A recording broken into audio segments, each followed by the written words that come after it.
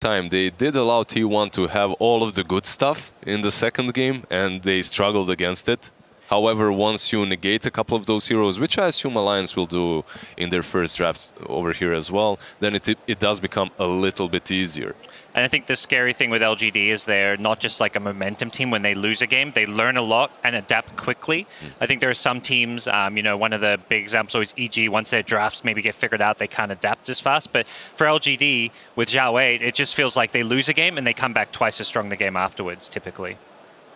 Apparently, we're having a few technical issues on stage right now. They're just fixing some audio issues. So apologies for the delay. We are going to try and get you into the match as soon as possible. Don't panic. But I want to talk about also T1's T1 drafts. That's how Game 2's draft was just described with the Medusa and Doom combo. What makes a T1 draft and why does it work so well with their playstyle? It's usually kind of greedy, like you mentioned. Like the Doom made it feels like it's a bit more on the greedy side, but they have these support, like these backlining supports that can be very active, dish out a lot of damage, and take advantage of the fact that like all 3 cores on T1 get kind of farmed. I feel like that's what I would say about them. Yeah, 100%. Cuckoo is perhaps sometimes a little bit more sacrificial. He can be greedy if he gets that Doom or Bat like we talked about before, but if there is a Doom on mid lane and Medusa on the safe lane, he will play that full playmaker role with Zephyr and Whitemon and create as much space as possible. But I think when you give them heroes that they've played 1,000 times each, Karl, every single game in the DPC season, Doom was either banned from him or he picked it. So when you have such full comfort zone, it doesn't matter what the matchup is. It doesn't matter how greedy you are, because you will find a way to play it, to make it work in the game. Is T1 just going to outright ban Doom? Is that what you're expecting, Owen? Alliance, I think. Alliance, I'm so sorry. That's right. I think Alliance, I think they will. I mean, as you say, it's kind of funny that we sort of get to this international level and you see some teams not really following the same sort of strats that teams were doing against them in the regional sort of level. It's sort of as if they're looking in elsewhere. And I think you have to look back to, as you say, what people were doing back in the DPC. Because it's looking a little too good. I think for me, the Lina is still prioritized higher. The games that he's had on that in the mid lane, he's almost as if he's a straight up second carry. It's just like this insurance. Sure, 23 Savage is also having an incredible game, but you've got these 2 heroes that are just dishing out ridiculous amounts of damage in the team fight, just at an unbearable level.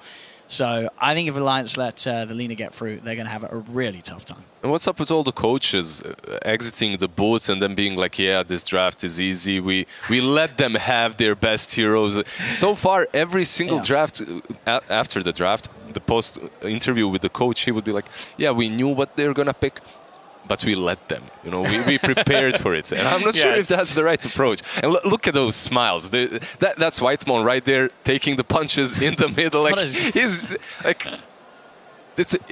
The mood is just so relaxed. This is what's going to happen if we lose. No, this is... I mean, maybe some play-by-play. It's over. The fight's over. No one won. KO to nobody. What a shame. I was hoping for some high-quality FGC casting on the desk there. Yeah, Owen, if you want to... Owen, it's going. Oh, here we go. Are we playing hand slaps here? He's going to get... Oh, we are. Here we go. Here we go, Owen. Okay. I don't even know how this game's played. What do you do? Just slap each other? So Cuckoo seems to be going first. He's on the offense first. No, he's not very good at this. Warning his opponent. You have to dodge the slap by doing the up and down. I think he's teaching him how to play. Yeah. Oh, he doesn't want to play now. Don't want to hurt your teammates' hands before it goes. Yeah, probably not the best idea. Slapping the hell out of your hands before a TI game. I think they've been talked out of it. Well, maybe they're just short on hand warmers. They're getting innovative. Yeah, there it is. Get those hands warm. Sadly, Cuckoo is not going to be slapping his teammates' hands, but he did have a chat with Casey, I believe. So we're going to see what he had to say right now. The season for T1 may have ended on a high note, but it certainly didn't start out that way. The team was looking forward to finally attending a LAN event with the Singapore major in March. But their captain, Cuckoo, was suddenly unable to go. T1, playing with a stand-in, failed to even make the main event. Like many other teams, the transition to in-person events proved challenging. But for Cuckoo, he says it's where he really thrives. I did not play LAN for 1 year, and As a player, I really like to compete at LAN because the feeling is kinda unexplainable. Unlike the online, it's like you can like just chill, watch some anime while playing tournament, something like that. But on LAN, you can feel that you cannot slack off or play like lazy. How have you had to change your leadership style as a captain with everything being so different? I think our coach helping me to improve as a captain. And at first, he's the one drafting for us. When the drafting also come back to me, I feel that I kind of step up a bit to perform well and to draft well for my team. And when did you step back in to draft for your team? DPC Season 2, the opening game. It's like my captains told me, "Hey, Ku, do you want to draft?" Something like that. I know my draft is good, better than March. Nah, just kidding. No, just kidding. With Cuckoo drafting, T1 went on to finish first in Season 2 in their region, giving them a direct invite to the Animajor. And to earn enough points for a spot at TI-10, all they had to do was win one match. Me and March keep talking to the boys that don't think about the TI and the result. Just keep thinking about the game. Don't focus so much like on TI. If we go to TI, you can think about the TI, right? But if we fail on Animajor, there's no direct invite for Southeast Asia. Well, they won that match and kept on winning with a solid run that took them to the lower bracket finals, ending with a loss to EG that was so close it hurt. Still, after everything T1 went through this season, Cuckoo had led his team to a spot at TI. Let's pretend you're in the grand finals of TI-10. Who do you want to play? I want EG. Why? Because I want to see like so many Southeast Asian player on the grand finals. If EG and us is like on grand finals, we can put like 7 Southeast Asian players on one grand finals, and I think it's kind of good for our region. This is my 5th TI, I think, and most of my TI memories is like after upper bracket, we lose, then lose again. So if I'm gonna go back, I really want to raise the ages. As a player, as a captain, my goal for TI is like keep grinding and do my best. Wow, you can see in their plays, especially obviously from yesterday's match against LGD, that truly T1 have been grinding. But is it going to be enough to get them through this lower bracket run? And are we going to see them play against Evil Geniuses? You want to see that, Lizard, surely? Yeah, I would love to see it. Can't happen in the finals, unfortunately, but it could still happen down bottom because they're both in lower bracket now. So did I just say that I would like them to lose? Actually, they can continue here. It's the lower bracket. Yeah, sorry, lower they how many games do they have to win? Is it this one? Probably next round they would meet if both teams win. Yeah. I wonder if we can actually bring up the lower bracket, if that's possible, and then we can actually have a look at it and we can see how that would happen if it can happen in the lower bracket, because it would be kind of cool to see basically who's there. Thank you so much, production. You are the best. So we've got Team Spirit versus OG.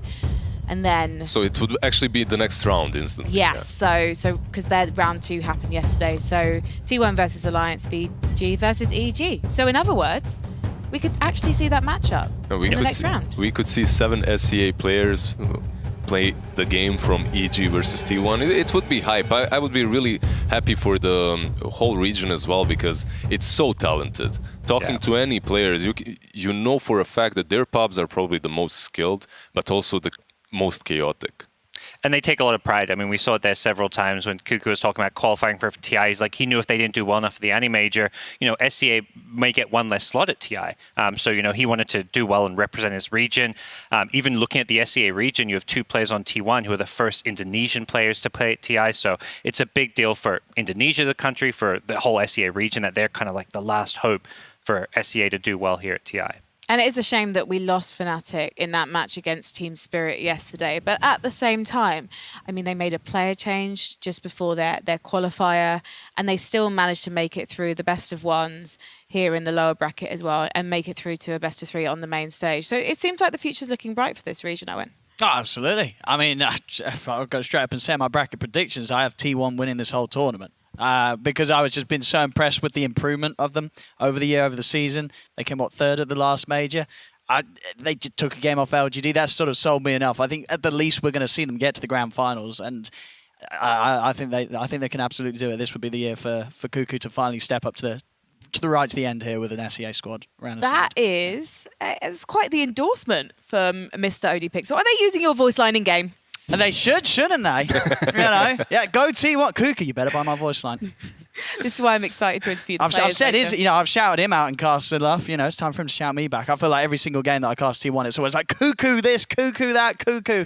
He's just making so many plays and making all the moves.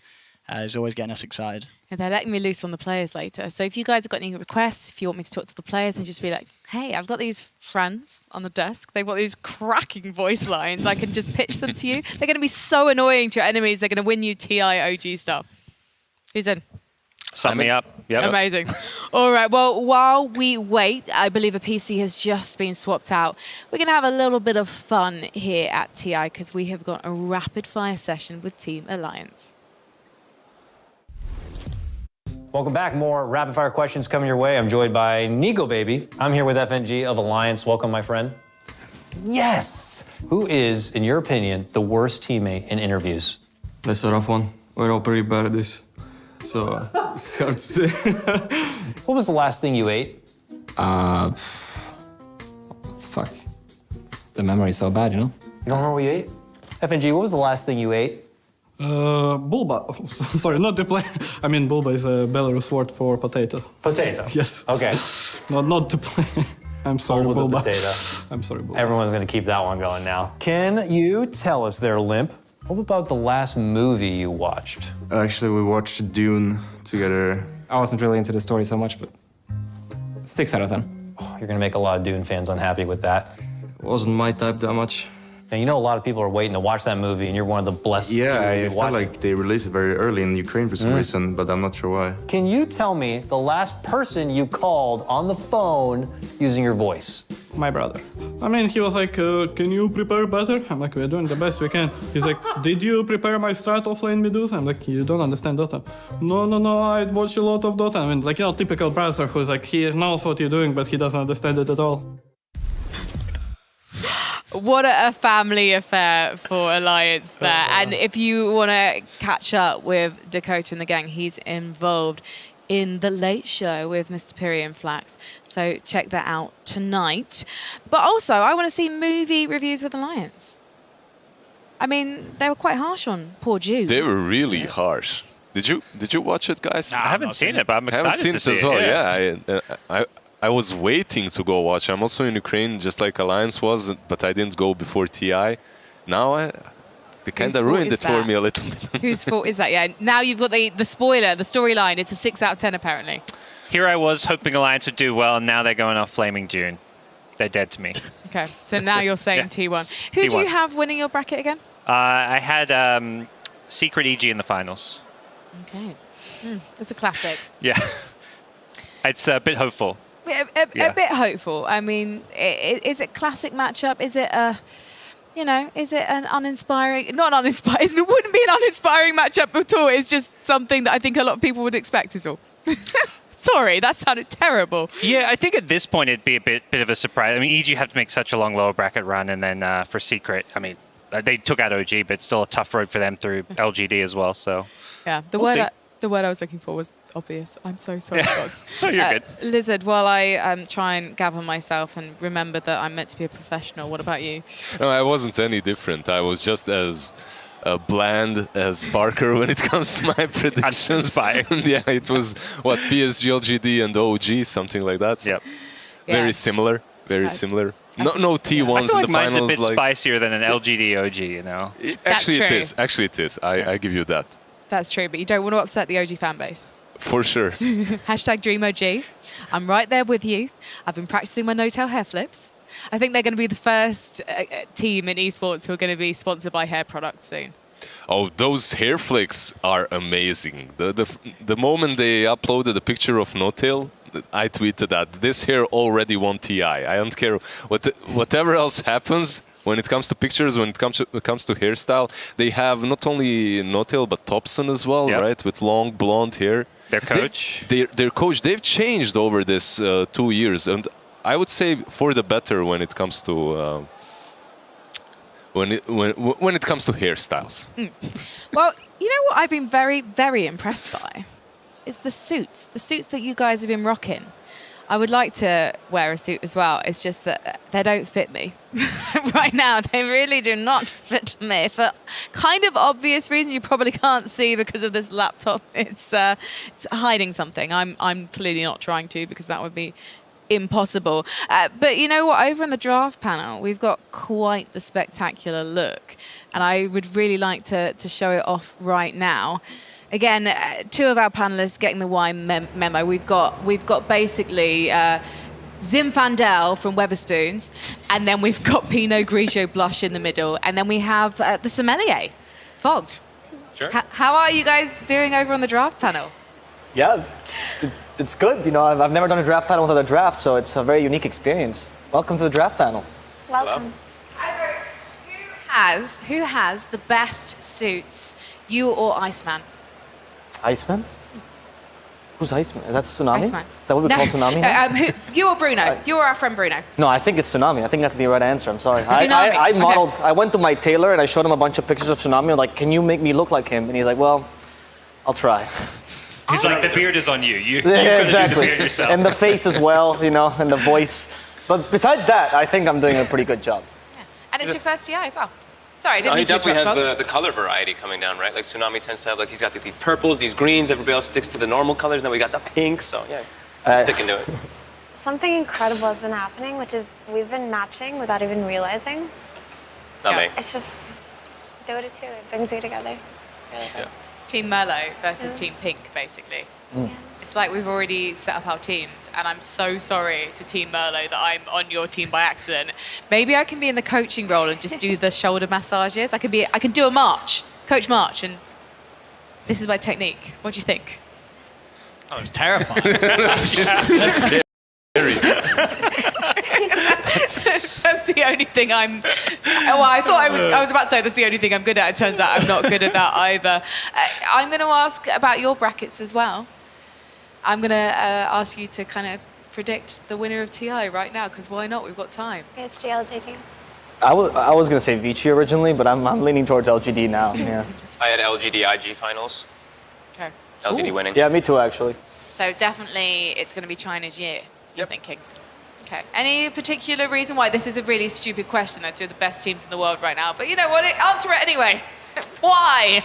Just dominance throughout group stage, dominance throughout the year. Comfortable players, powerhouse players, and I think there's a lot of clutch factors that comes into once you get to the grand finals of these like powerhouse mid players in particular, and I think LGD and IG literally have like my two favorite mid players at the moment. So. You don't think that Arme is going to be haunted by TI's past? No. I hope not.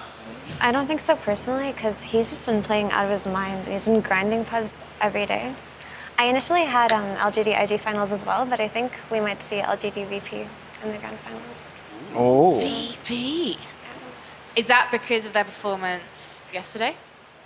Yeah, because typically they do choke on main stage, but they didn't this time around. And I think they've got a lot of potential that might actually just surprise everybody. I was a fly on the wall in the interview between Slacks and DM. I thought I would shadow him and get some tips, and I have to say, he is so confident. One, incredible English, natural interviewee. I was quite jealous of Slacks, actually. But also, yeah, they're just taking it completely in their stride. And I suppose you've just had a win. Of course you're going to come into the interview room. Of course you're going to be feeling confident. But it does seem like there is something about these young players who've grown up watching TI where, of course, they care, but also they have this phenomenal self-belief, and I kind of want to read their self-help manuals. Listen. Yeah, I think it's actually very specific to VP. They consider themselves like this new generation, and they approach TI like, step aside, boomers. We don't need any of your advices. We're going there with our own strategy, with our own belief in ourselves, and we will take it. There's quite a lot of optimism surrounding them at the moment. You feel optimistic? I feel optimistic. What about you guys? Obviously, after you do. They went for the strat where they pretend to reveal other strats in an interview, and they're like, we got you. We were actually saving a bunch of them behind, because DM was very talkative in that interview. I was very surprised. Usually players don't say as much.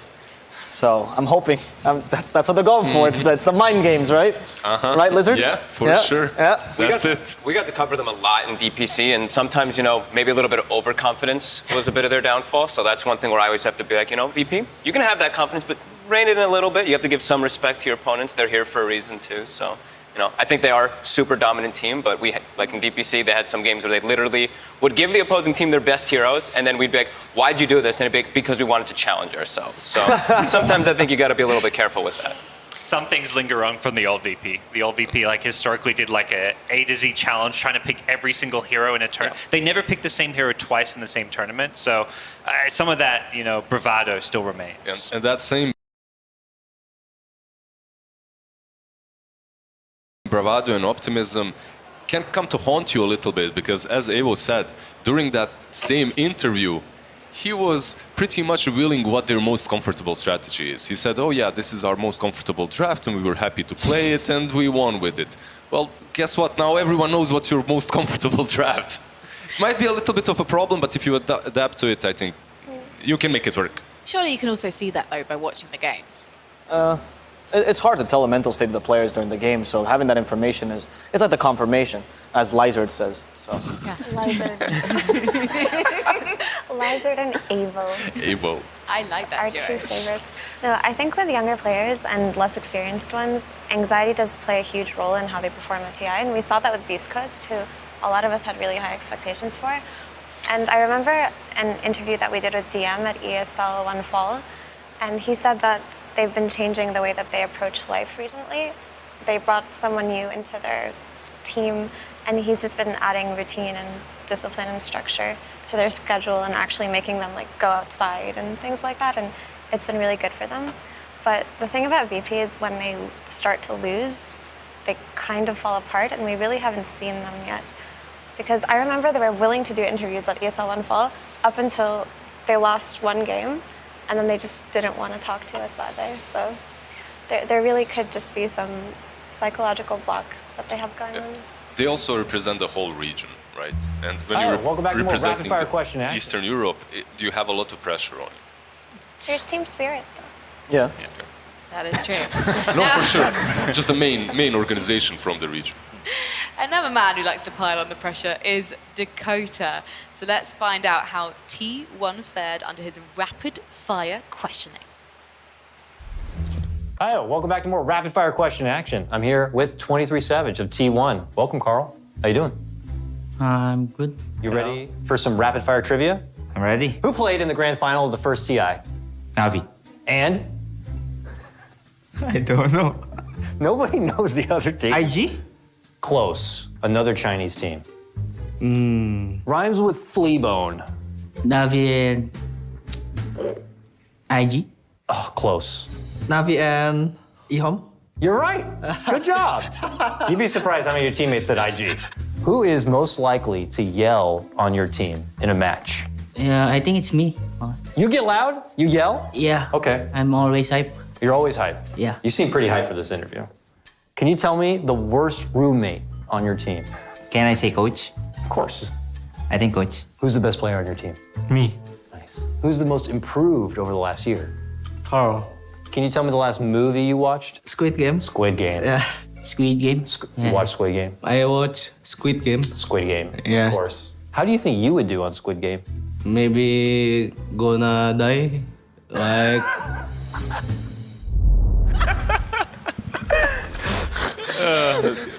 I think I died. I was right at the end of the interview. I can't do much. I could barely do it in the first place, and now that's absolutely killed me. I like that that's also a movie, and I know that obviously it's a TV series, and obviously English isn't the first language. But now I'm thinking about a 9-hour Squid Game movie, and I could only watch one episode of that thing at a time, so I cannot imagine the tenacity and also the trauma of watching 9 hours of Squid Game. That would be a little bit too much, even for a Dota player. We go through it one game at a time, but even for us, it would be too much. Yeah, we're used to the suffering, but yeah, there's still a limit. before you gotta kind of take a step back. Do you, Victor, would you commentate a Squid Game? Oh, if the Dota players were playing it, absolutely. Let's get all the Dota players in. It'd be much. We're playing for so much money. We could put a bit more on the line than just a bit of video games. Come on, let's make it interesting. Let's make it exciting. Next year, we'll be there. We wouldn't have a scene anymore. Wow, there's so many players. We've got just a few use the we can get retired players. The All-Star game or There we something. go. Not doing anything else. Go and play a bit of Squid Game. It's nice. Which Dota professional would win Squid Game? Oh, I'd have to go with Fly. Fly. Yeah, Fly. Fly would win. Probably. Yeah. Do you think it's going to be an awkward dinner? Again, I don't want to do spoilers. I want to be careful, but like Fly, No Tail, Puppy. That would be a very interesting trio to watch out for. Probably the one that Owen would be most typecasting. Yeah, that'd be a hype one. That would be hype. Yeah. It's fine, right? I'm going to order myself a gold animal mask. Again, trying to avoid spoilers here. So moving swiftly on to some interesting stats from TI. I think these are overall TI stats as opposed to TI 10 statistics. We're going to bring them up in our impressively massive monitor. Unfortunately, you cannot buy these in the secret shop. Over 10 years of TI, 1,598 matches played, and I think Owen has cast approximately 600 of those. Any highlights? See, that's a lot, maybe. Any hype from all TIs? Or from these stats specifically. I mean, there's a lot of creeps. I feel bad for the creeps here. 2.8 million creep deaths. It's not talked about enough. If we get enough in the chat, please, for every single creep that was killed over the 10 years of TI. It's not their fault they became creeps. Exactly. I thought more would be killed. I'm a bit underwhelmed. You want to see more Yeah. Are you suffering? really underwhelmed? I'm a carry player, yeah. I want to death to all the creeps. That's what they're there for. I kind of want to see what the last hit statistics are. Just because that's when we can get properly judgy and pretend that we would be able to do so much better. I think we might even have some more stats. Oh. Team total wins. There we go. Interesting that OG have the least amount of wins, but you have to remember that when they won TI 8 and TI 9, it was through the upper bracket, and obviously they formed, I think their first TI was TI 6? I think so as well. Because Monkey Business formed 2015, I believe. Yeah. Yeah, and then they went through a couple of majors and then straight into the TI. That's probably why they have the least amount. Keep in mind that PSG LGD, have they been at every single TI since TI 1? Yeah, they're just this historic TI organization. EG has, and I'd say, look to the other team next to them. EG has had so much TI success. It's a team that just has been like a top, 4 to 6 team in almost like every TI, it feels like, other than 1 or 2 years. And when you look at IG, it's pretty much the same situation because T1, most of their players in that interview thought that IG was the team that won TI1, but it was actually the TI2 that they managed to win, if I'm correct, right? Yep, they won that one over Navi, and yeah, all those orgs up there, fantastic historic orgs. LG, the only one that hasn't won a TI, actually, right? Yeah. Yeah, so maybe this is the year. Well, unfortunately, we've still got some technical difficulties in the pods going on, but it's fine. Stay with us. Stay with us. We could do a little fashion show. We're not going to do a fashion show. We're still going to talk about Dota. Don't worry. I'm not going to start talking about Counter-Strike. Don't switch off. Stick with us. In terms of I mean, I did mention it briefly earlier when we were looking at how many matches are played, but Aaron, is there a particular match that you've casted at International that has really stood out and stayed with you? I know there have been quite a few. Well, I mean, it's probably obviously the Seb game, isn't it, right? TI Grand Finals, when OG do it. That's probably one that stands out the most that I casted. I think outside of that, of course, there's a lot of fantastic games. I mean, was it? What it was Ice. What was he playing on? Was it back on where the one that Cap casted? That was one of the considered one. Oh, of the EG eHome. Yeah, EG yeah. That he was playing carry. Yeah, in terms of just all games, that was quite a spectacle. Do you get royalties from the Seb scarves? No, I shouldn't I? I should.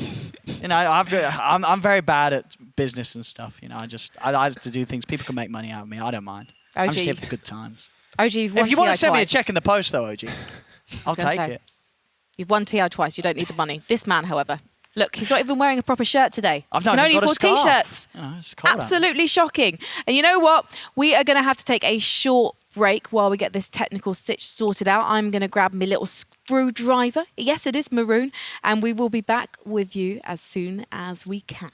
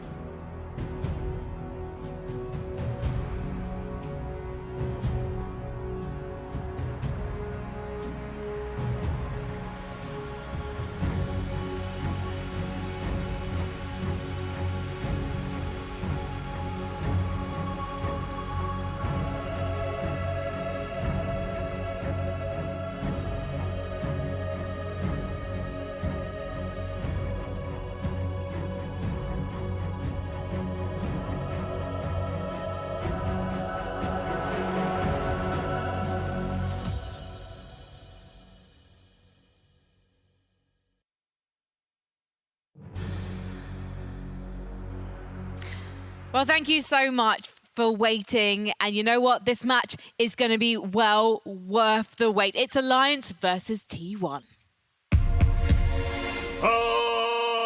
Alliance versus T1. Game 1. Well, we thought this moment would never come, but we're finally here in the draft of game number 1. We did have some technical issues. Slacks actually stole the headsets. He was running around. He didn't give them back to T1. Was even tweeting about Thought to divert attention. Awful man, really. But we're finally here. We're ready for the draft. And now we can talk about Dota. So, Thought, I'm going to ask you first. What can we expect here from Alliance? Well, step one, I was hoping that T1 would take out that Tidehunter. I think that's also a really good option if Alliance was able to get it. I think other hero that me and Effie were looking at is probably the Lina is the other, of course, one the panel was talking about, at least for Alliance, heavy contested hero between the two of them. And then we'll trickle down to our, our Snapfires, our Disruptors, big team fight heroes, depending on what they're playing against. And of course, Alliance might have to be thinking right now is, do we want to ban the Doom? Do we move it up in priority? Do we look for IO? Because they had a couple struggle games on it too, so let's see what it's going to be. I think we should expect a Magnus pick too, just because of his performance yesterday was absurdly good. He did well in groups, but after what we saw yesterday, I think this should be a hero to look for, and there it is. Yep. There we go. Priority shifted for sure after the yesterday series. And for T1, whenever we watch him play, they just seem like you give them a comfort pick and they will outplay you. That's the name of the game most of the time. Jenkins always says that this team will pick the greediest draft and still fight you. And they would go 3 Midas and still fight you because they just know that they can perform the team fights better. So, Effie, could we expect more of these team fighting heroes to go with the Magnus, or we maybe see the Doom that Carl's been running around a lot?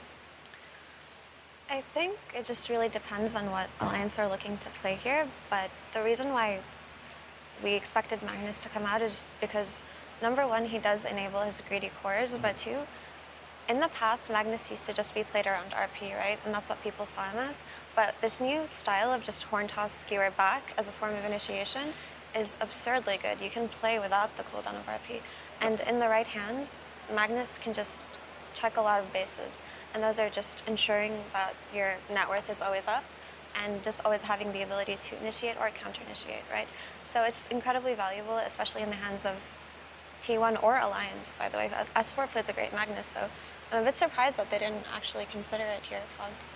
Yeah, I'm surprised with their opener, actually, the 2 supports just like this. Maybe they're really expecting one of those like spirits that are really pesky and they don't want Lion to be banned out. They want to have that hard disable for it, but I know Snapfire's been super contested, but really interesting to see them just open up with that. Because now it's your supports are not going to be frontliners. Initiation will be a little bit harder, and T1's going to be like just snaps picks Lina. So that feels like, I mean, I look at T1s and it just feels much more comfortable, and it feels like it just ticks more boxes in the draft overall. 100%, and I think of all of the mid heroes that you want to first phase, you should be looking at the Lina because she doesn't have any bad lane matchups. She scales into the late game, she shoves waves, and can play with only 2 items, which are BOTs and BKB, and obviously built into Silver Edge, which is the DPS item of the patch.